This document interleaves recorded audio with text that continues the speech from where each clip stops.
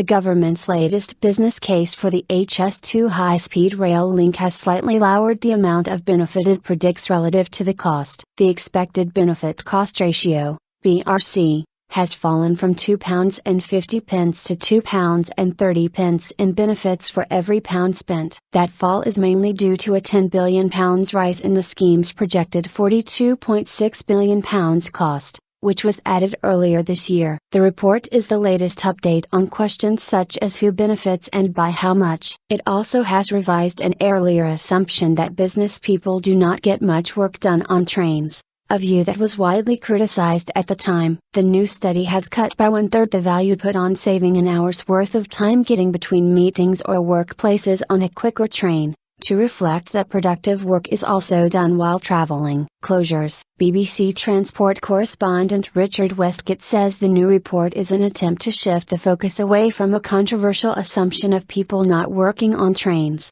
and towards the benefits of providing lots of extra capacity on the rail network. One part of the report, which came out a day earlier, argued that the alternative to HS2 would mean 14 years of route closures and longer journeys. A study, prepared by Network Rail and the management consultancy Atkins for the government, said that without the project, there would have to be 2,770 weekend closures on the East Coast, West Coast and Midland main lines for the same intended capacity of HS2. This could lead to travel times between London and Leeds doubling. Play politics. Transport Secretary Patrick McClellan said without the new line, the West Coast, East Coast and Midland main lines were likely to be overwhelmed. He said it would also bring benefits for regional and commuter services, as well as increasing the amount of freight that could be carried by rail. But he warned it needed broad political consensus or it would end in nothing. You can't play politics with our prosperity. The new North-South line is a multi-billion,